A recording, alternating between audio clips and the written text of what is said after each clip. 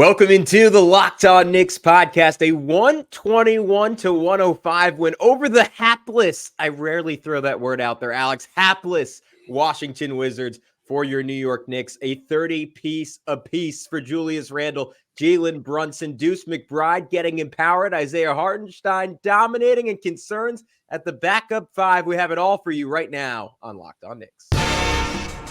You are Locked On Knicks, your daily New York Knicks podcast, part of the Locked On Podcast Network, your team every day.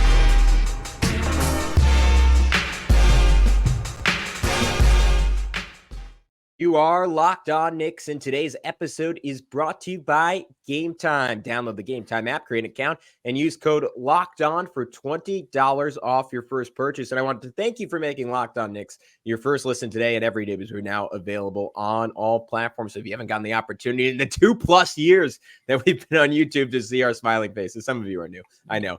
Be sure to check us out on YouTube, and be sure to subscribe and hit that notifications bell so you never miss an episode, and then do the same on your preferred audio podcast platform of choice. And then please, because we know there are a lot of new people listening, leave a 5-star review when you get the opportunity. You can write a funny comment. There was a certain celebrity, Alex, I was compared to in the comments. I didn't know if it was a compliment or not, but I'll take it. You can write that on iTunes while you read a 5-star review instead of just making it a silly YouTube comment. Make it mean something. But who's shilling for 5 stars? I'm Gavin, your favorite play-by-play broadcaster's favorite play-by-play broadcaster. He is Alex Wolf, editor-in-chief of the Strickland, the greatest Knicks website in the whole wide world. And Alex, this was a 121-105 victory for the New York Knicks over the Washington Wizards that at times, I don't even want to say it got dicey, because I never really thought the Knicks would lose this game, but the Wizards had multiple massive runs in the second half, and it tells you just how much better the Knicks are that they still won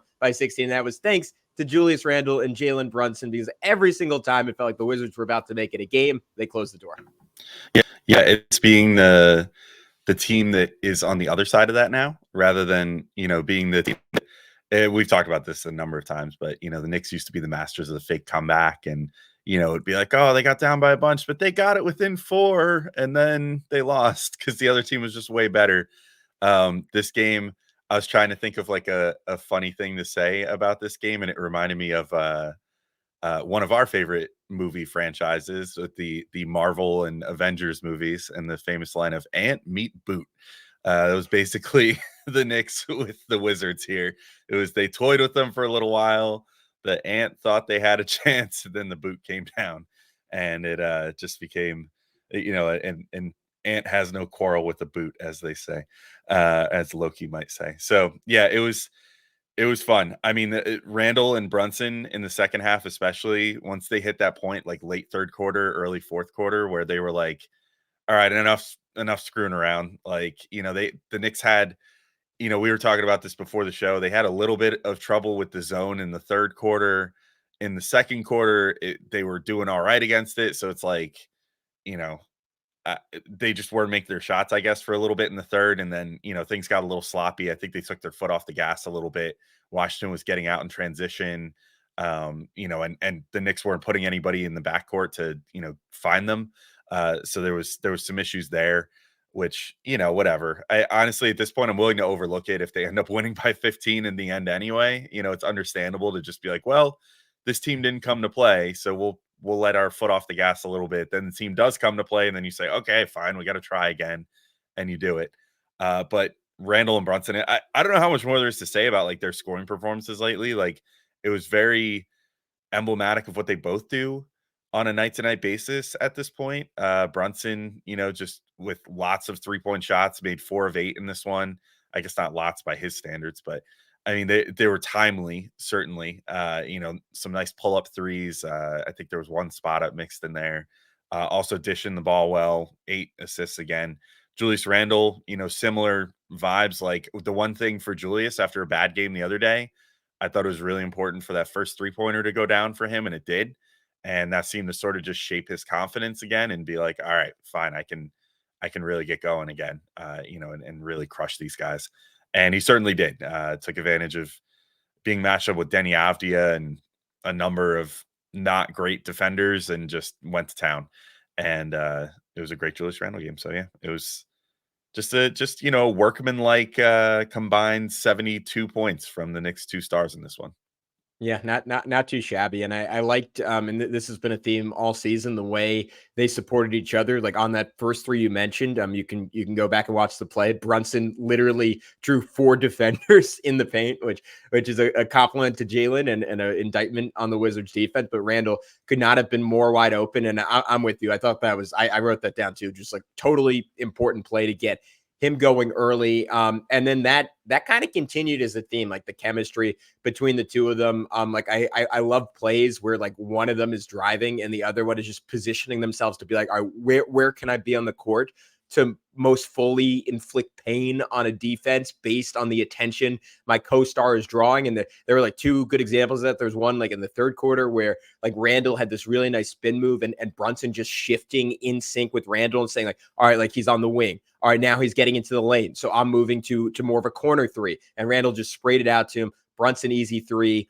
That was a big shot. There was another one like earlier on, I think first quarter, like Brunson in the pick and roll, Hartenstein rolling, like Brunson does kind of like the quickly like booty jail trick to like keep his guy in position, 3 defenders all around him. Avdia has to like take a step inside to dig into Brunson and make sure he's not going to the rim. And then Brunson says, all right, you're going to do that. I'm going to spray it opposite wing to Randle. Avdia has a long closeout. Then Randle goes right by him for a layup. And to your point, like the timely shots, like the Wizards at one point cut it to 74-69. That was the closest they got in the second half. It was once a 26-point lead. They got all the way down to 5. And then Randle just kind of calmly hit a 3. And it reminded me of that Timberwolves game where down the stretch, every time it felt like Minnesota was about to make it a 1-possession game, like Randle found a big shot, found a big moment. I thought Randle consistently made the extra pass in this game, to your point. Brunson with those 8 assists, like he hit Dante on that like cut to end the third quarter. It was like a no look. That was beautiful. Just both of them. Like I had almost no qualms. There was one stretch in the second quarter. Randle had a couple of bad plays, but the finishing was awesome. And it just kind of goes to show, I know Daniel Gafford's a pretty good rim protector, but you play a team like the Wizards that don't have an elite lockdown guy in the perimeter outside Koulibaly's decent, and don't have great rim protection. Like those 2 guys are just going to cook, and they absolutely did that tonight or last night rather. Yeah, it was, it reaches a point where you're like, what else do we have to say about these guys at this point? Because they're just putting in superstar efforts every single night. And you're really starting to like see that where they're finding their consistency. I guess the last thing I'll shout out is both of them getting to the line as much as they did. And honestly, should have maybe been more, because I thought there was a few really questions. I mean, I don't often love giving Tibbs his credit for things, whatever. Like we definitely have gotten called like Tibbs haters and whatever in the past, but big props to him for pointing this out in a press conference recently of like, my guys are getting hacked and like they're literally bleeding and like everything else, and like they're not getting these foul calls. Now granted, it's weird to say that on a night where Brunson and Randle combined for 22 free throw attempts, but even with Brunson, there was a lot of like later than they should have been whistles. Like the one he was driving in and clearly got fouled by, I think it was Poole that was guarding him at that time, got like obviously fouled. And then they called the secondary contact on Kuzma after he was already like on the ground basically. And it's like, come on guys. Like, this is a foul before he got hit the second time. It was a foul when he got hit the first time. But props to Brunson and Randle for getting to the free throw line and generating those opportunities plenty in this game. But Gavin, I think before we get into Deuce McBride and a lot of what we liked seeing out of him, because that's probably going to take up our whole second segment because it was a very impressive game for him. Why don't you let everybody know about our good friends over at Gametime?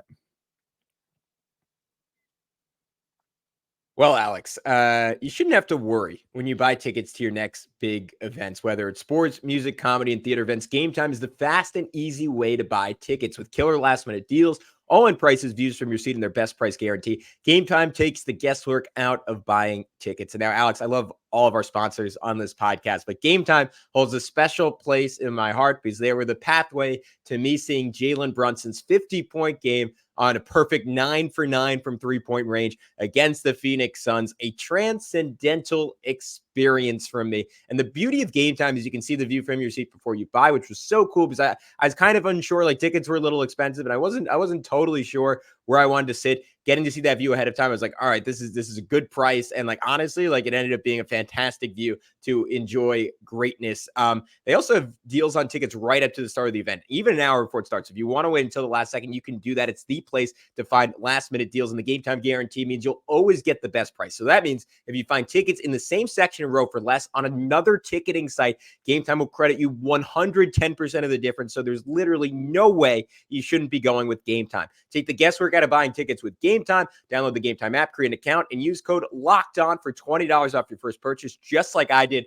Terms apply. Again, create an account and redeem code LOCKEDON for $20 off. Download Gametime today. Last minute tickets, lowest price guaranteed.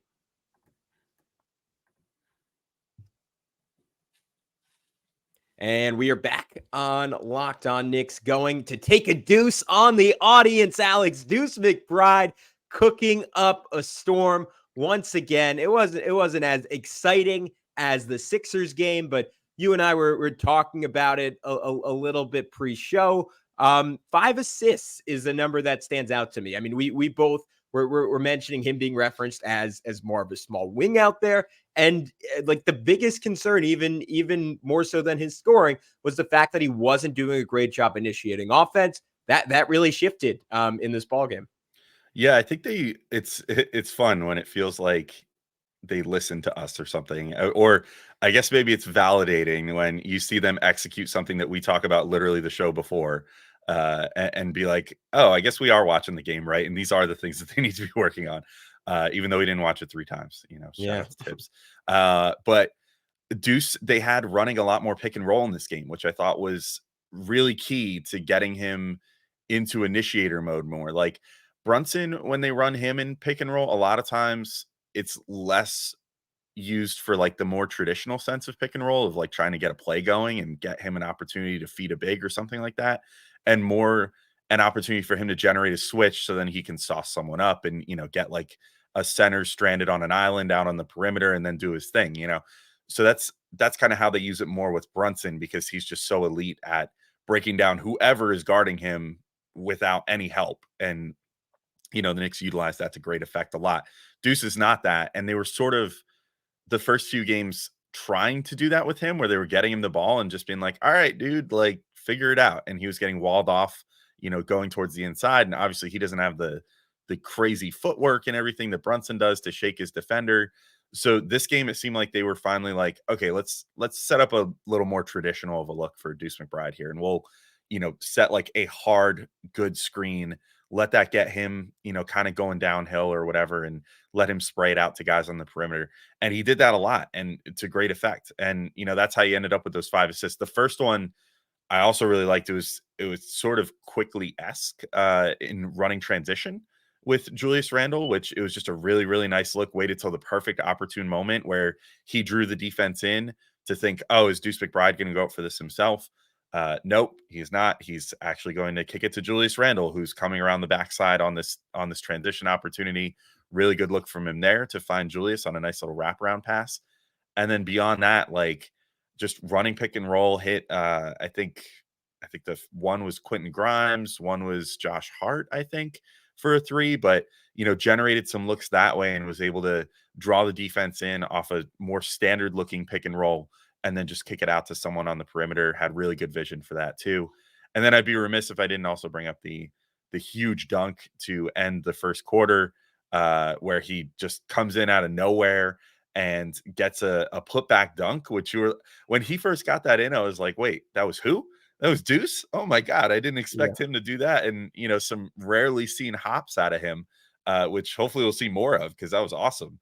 But yeah, he comes in baseline, hits a awesome putback dunk to end the first quarter.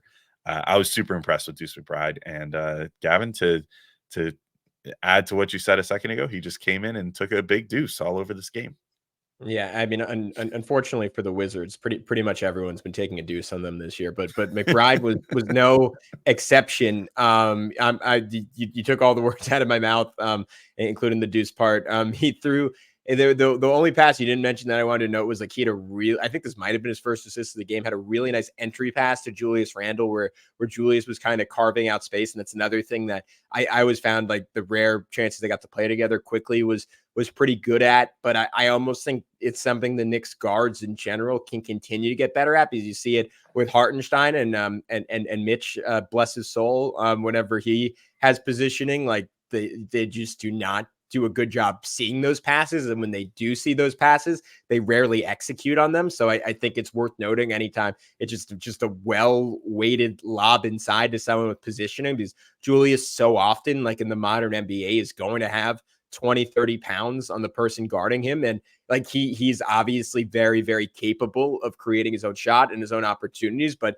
it's nice to get him a couple of easy ones where he just has a seal and you throw it right over the top and he gets an easy layup. And with Hartenstein hovering at least a little bit outside the lane, there's going to be more opportunities for Julius to do that than when Mitchell Robinson's in there. And certainly if Julius gets more run as a stretch five, which we got to see 2 minutes of in this game, that'll be an important pass and an easier pass with the more spread floor. So that was enticing to me. But yeah, it's going to be fascinating going forward what we get out of Deuce from like a pure point guarding perspective, because I think the fly in the ointment here, and the reason like I'm not totally optimistic on him like being able to do this consistently is just that his handle still isn't great to me, Alex. Like it's not terrible, but I remember like right when he came into the NBA, like Prez, like he, as always, was right on top of him, came on this pod and was like, yeah, he's a great shooter. Like, and he's a really good athlete. Like that's not the issue at all, as we saw on the putback dunk. It's just that his handle like doesn't really let him access that athleticism all the time. And I thought we saw like the reason he was 2 for 6 in this game was he really struggled around the basket, like one time trying to go for a layup when he needed to go for a floater, then coming back and going for the floater and missing it. So you could argue those are finishing issues. I would argue they're more so handle issues, because if he's able to get cleaner separation to the rim like a Brunson does, you wouldn't really need to see him even go to the floater, and he would be getting all the way to the basket and finishing either with a layup or a dunk. So if there's something over the life of this 3-year contract, assuming he spends all that time on the Knicks, and given how low of a number it is and how valuable he seems as just a 3-and-D guy, I think it will be on the Knicks. I think that's ultimately the next step for him. And hopefully like a year full of reps in the NBA, which he's never had in his career, like allows him to get comfortable like handling the basketball at this level. Yeah, I'm with you. I think that is still his biggest weakness too. And that's why they've had to kind of work these situations in where it's like low hanging fruit to give him opportunities to, initiate and to, be that bench point guard. I think he can survive off of just the pick and roll opportunities in 10 to 15 minutes a game for the rest of the year if he has to. If the Knicks don't end up going after like a Malcolm Brogdon or a DeJounte Murray or whoever they're going to go after is like another ball handler potentially. If they table that and say, you know what, we're done dealing for now. Let's wait until the summer, which, is something they could do. They do have, the Evan Fournier deal does not fully expire at the end of this year. So that there's a chance that they might say, well, we'll pick up Evan Fournier's option, as weird as that is to do. And, move forward with him still as a salary chunk next Can year. you imagine what Evan Fournier would say to the French media? Like it Man. was not great this summer. I can only imagine the words that the French would have for Leon Rose and James Dolan and Tom Thibodeau.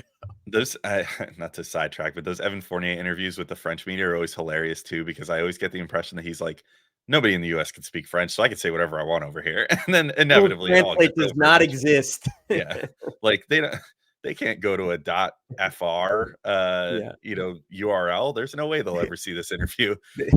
This word is not on Duolingo. Yeah, exactly.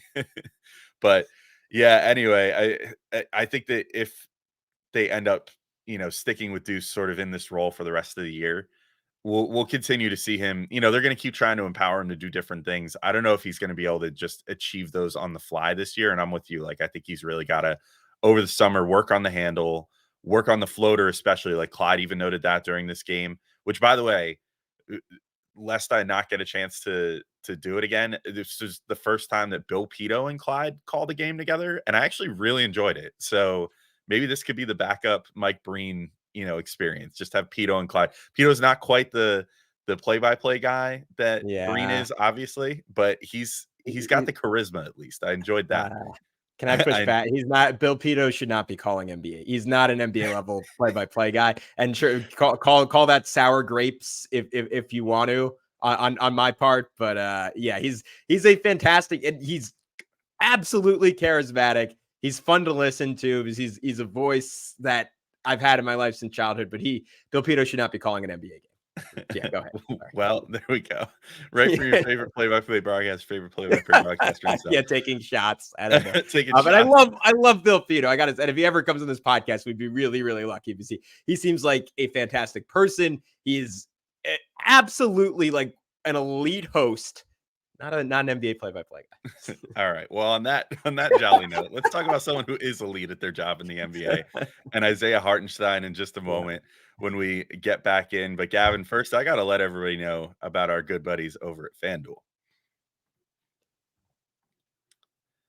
So the NFL regular season is wrapping up, but there's still time to get in on the action with FanDuel, America's #1 sportsbook. Right now, new customers can get $150 in bonus bets guaranteed when you place a $5 bet. That's $150 in bonus bets, win or lose. The app is so easy to use, and there's so many different ways to bet, like live save game parlays. You can find bets in the new Explore tab. You can make a parlay in the Parlay Hub, which is the best way to find popular parlays.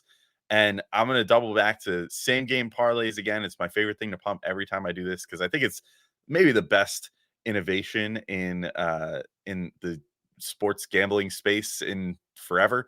It's so much fun. It makes an average game feel like it is way more monumental than it has any business being. For example, if you were playing and the Knicks were, facing Washington and you say, hey, they're going to stomp this team. So there's not too much to be invested in here from a fandom perspective because it's just going to be me watching the Knicks bully a really bad team. Well, you could be like, well, let's put a little wager on that bullying and say that both Julius Randle and Jalen Brunson are going to get over 30 points and Brunson's going to have over 6 assists. And I don't know, Dante DiVincenzo is going to have over 2 threes. And you just stack a whole bunch of bets against each other that wouldn't normally be huge by themselves, but combined turn it into a huge bet that can really make you a bunch of money if you hit on it.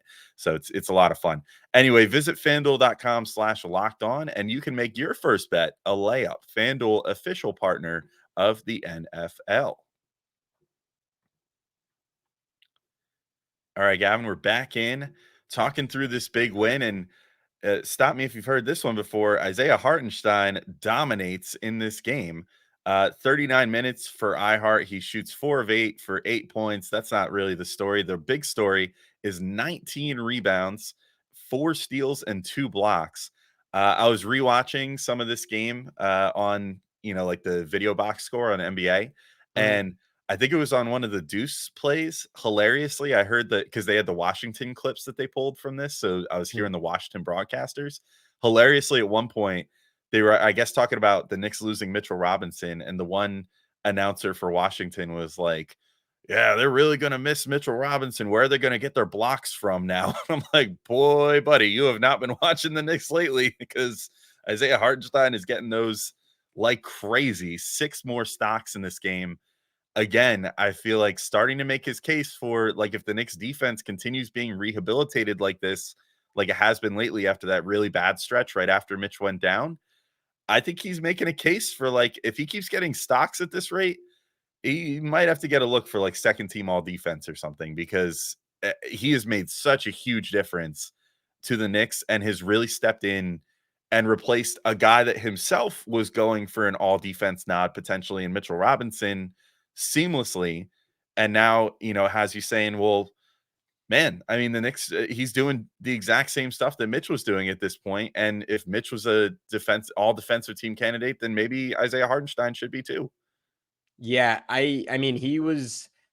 Could we put it this way? Has he been the Knicks' 3rd best player since Mitchell Robinson went down? And I think there's probably still a compelling argument for everything Emmanuel quickly did before he got traded, and I'm open to hearing that. But outside of him, like I honestly, I don't think there's another contender certainly as good as OG's been since the trade. Like Hartenstein's clearly been their third best player, if not like taking into account the one bad Randle game, pretty close to their second best player since that trade went through, which is crazy for someone who was slated to play, I don't know, like 17, 18 minutes per game at the start of this year. I guess he's playing a little more, maybe more like 22, but you get my point. He's been ridiculous. I thought his defensive rebounding was as important in this game as Julius Randle and Jalen Brunson's offense was. And maybe that's me taking Randle and Brunson's offense for granted a little bit, but my God, like there were just so many possessions where the Wizards, like inexplicably for a team that's bad at rebounding, like I think they should have been doing everything possible, Alex, every time they missed to all get back on defense. They had 2 or 3 guys like crashing for rebounds, and over again, you would see these pileups, and Hartenstein inevitably would come out of it with the ball collapsed over his head with 2 hands, like holding it strong. He would kick it out to someone, and the Knicks would get these fast breaks out of thin air. Like it wasn't the Knicks forcing like a ton of turnovers and leaking out. Like they had a bit of that. Dante DiVincenzo had a really nice poke away for a run out, but by and large, it was Hartenstein getting rebounds with 3 Wizards around him, hitting up an outlet. And that's how the Knicks ran away with this one in the second quarter. And then honestly, again, like late third, early fourth, when the Wizards got it close, it was just Hartenstein rebounding, sending it up the court, and the Knicks getting layup after layup after layup. Josh Hart in particular, like benefited from it. OG Anunoby was running in transition. It was like a little like Julius Randle. That was the one thing I forgot to mention with him. Like he's been running harder and more consistently than I think I've ever seen from him in his career. Like had this one beautiful give and go with Quentin Grimes that ultimately ended in Randle like slinging it to Josh Hart in the corner for an open 3. But before I get to the sidetrack, man, Hartenstein, he's just solid. Like that is the best way I can describe it. And generally, when you're an NBA team and you have an injury at an important spot, especially if you're Tom Thibodeau, because I think if I were to sum up like a quality that he wants in a basketball player outside of just being a great bucket getter, it is solidity, and it is not getting out muscled, and it is not giving up points or missing out points because you're not physically strong enough or skilled enough to execute on it. And Hartenstein, like you just don't lose anything with him. And I know that's maybe overly simplistic, but to me, it entirely like kind of puts his value into a single sentence. He is awesome. And man, if you listen to us when we talked about it during that eBay Motors ad a few weeks ago, picked him on fantasy basketball. He's the MVP of fantasy basketball right now. Steals, blocks, rebounds, all hard to come by. Stuff in the box score night in and night out with that category. Let's get to the dark side of Isaiah Hartenstein playing 39 minutes. Tom Thibodeau and the New York Knicks have a problem at backup center. Alex, Precious Achiuwa only played 8 minutes in this one, essentially did not play in the second half, got in for the last 2 minutes of super ultra duper trash compactor garbage time. Julius Randle got 2 minutes at the 5, which I think would have been exciting if it felt more like an intentional choice and less so a means of not having Isaiah Hartenstein literally play the entire second half. And this comes against a Wizards team that does not have a threat at the center spot. Mike Muscala raining threes on the Knicks in the preseason aside, Alex. Like this is a team you could have played Precious Achiuwa 30 minutes against and probably been fine, probably won by 5 to 10 points still. And Tibbs only played him 8 minutes. To me, this is a concern, and it lets me know that the Knicks are probably not off the market to try to find a competent 5, even though I think Achiuwa could be that. The way the Knicks have used him hasn't really leveraged everything he can do on a basketball court. Yeah, I guess my only like potential pushback on that is like Julius Randle played 38 minutes in this game. Like, did he need to play a whole 38? I don't know if he needed to. Like Brunson played 35. So Tibbs just kind of did the Tibbs thing and like rode his horses the whole game. You know, it's just like, hey, you guys are my guys. But Isaiah Hartenstein did lead the team in minutes, which I don't think is super sustainable. Granted, his career high in minutes as of like a month ago was like 30. So, I mean, I guess it's telling that, you know, he must be in really good shape because he's really taking this in stride and doesn't seem to be getting gassed or anything. So maybe this is just what the new normal is for the Knicks, unless they find, you know, a slightly more awe-inspiring backup 5 option. I thought that Tibbs was just trying to follow through and try something new because he did state recently, like, oh yeah, I might that was actually Chris Persianen Knicks Twitter fame and works for WFUV, which is the Fordham Yeah. like radio Student station, station. student Radio station, station. I Yeah. think. Yeah, he's been covering games, doing a really great job. But yeah, he had asked that question, and Tibbs was like, "Yeah, I might try Randle and Anunoby at the 4-5." To me, it read like just trying to try something new while you're up ahead by a decent amount. But I would argue that it was probably more important in that moment, like you said, to try to get Precious in there and, continuing to try to get him comfortable. But it has been less than awe-inspiring with him. I think the biggest thing that Tibbs is running into with Precious so far is that he's not giving the rim protection that Tibbs usually wants out of that position. And thus, he's now starting to trust Precious less, even though he does the rebounding pretty well. At least in theory, he hasn't really had much of an opportunity to like show that so far with the Knicks, I don't think. But his rebound rate is good if you look at his stats and everything. So in theory, he should be sort of a Tibbs guy, even if the blocks and steals aren't quite there. But something about him, it does seem like Tibbs doesn't really trust him that much. This is why Hartenstein has been playing so many minutes. I still think that the Knicks should look to get possibly another big. I was pretty high on the Precious edition when they first got him. I was like, oh man, maybe this will be like an interesting look. But it's clear that like Tibbs just has his idea for what a center should be, and he wants that out there for 48 minutes per game. And if he doesn't have that, then he's just going to play Precious minimally and really like try to run the wheels off of Hartenstein, which is less than ideal because you don't want Hartenstein like limping into the playoffs potentially, in a few months' time. So we'll see. I think the Knicks still look to address that position, and probably at the expense of like Ryan Arcidiacono or Taj Gibson or something like that. Maybe they'll hit the buyout market when the time comes for that in like a month and change. Maybe they'll look to make a small trade and fill that void. But I do think they're going to try, even with what we talked about with Deuce too, with Deuce getting better. I do think that this team is they still should be looking for a more Tibbs friendly backup five for at least the rest of the year, and preferably a ball handler that's a little more consistent, a little more dynamic than Deuce McBride for the rest of the year as well, despite the investment in Deuce. Like, I think they need to do that still.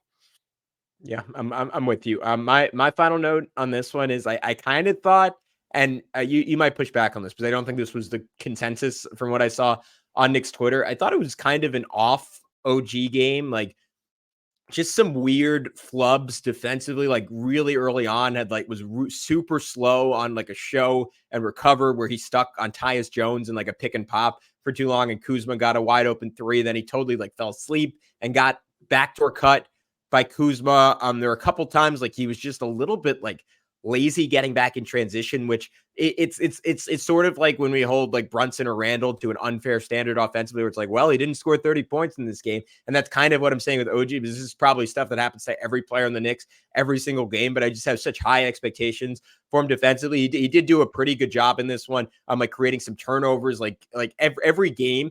It feels like there's a ball he gets to defensively that literally happens just because the defense, like it's a totally normal pass. And it's one that guys on the other team have probably thrown their entire life and never gotten it picked off. And just because OG has alien arms, he's able to get to it or get a finger on it and tip it. So that was great. I thought he had some nice interior passes to Hartenstein, had that big putback slam for an exclamation point on this game. And it's just so fun to see his athleticism in the open court. But offensively, and maybe this is the feeling Raptors fans have had with him his whole career. So I'm beating a dead horse a little bit, but I just think there's more for him to get to. And it feels like at times he could be more aggressive. And at times when he is aggressive, he could be less aggressive, like still figuring out how to pick and choose his spots. And again, just like maybe unreasonably high expectations for him defensively. But I think I'm hoping for a little bit more consistency from him, because he just had such a great first game. And since then, like whether it's been the shot or him like maybe not cutting quite enough, but the offense just hasn't totally been there.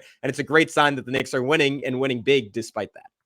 Yeah, I wonder if maybe it's just he needs to get a few more practices under his belt. Like he's still not comfortable yet. I'll be intrigued to see if once he gets a little more comfortable too. I know a big part of him wanting out of Toronto was seemingly based off what the reports were saying, that he thought that he had more to offer as far as like a role on an offense and everything too. So I feel like we have yet to really see that. I feel like he's still just kind of been doing what he was doing in Toronto, which is great. I mean, I'm not like complaining about it, but it seemed like his motivations were in many ways like, I want bigger opportunities. I think I'm capable of more than just being like a 3-and-D guy. And I feel like we just haven't really seen that yet. Which again, if that's all he is, that's fine. Like I'm not complaining, but to your point, I'm with you. I think that this game was a little more passive from him, and it's the second game of a back-to-back, and the Knicks have so many of those. He's not used to this Knicks schedule, Knicks officiating, all the Knicks things yet. The Knicks have had the most like unappealing schedule in the NBA this year, where they've played the least amount of games at home. They've had the most back-to-backs in the NBA. Second in back-to-backs, yeah. Yeah. So I mean, it's just that it could get a little taxing. I'm willing to give him a benefit of the doubt for this one. We'll see how he comes out with a little more rest on Tuesday when the Knicks play next. And I think that's a good note to end on, because the Knicks are certainly rolling right now. So we'll see how they come on Tuesday when they return to the Garden. Right, they're going to be back at home. So it'll be good to see. But until then, thanks for listening, and we'll talk to y'all soon. Peace out, everybody.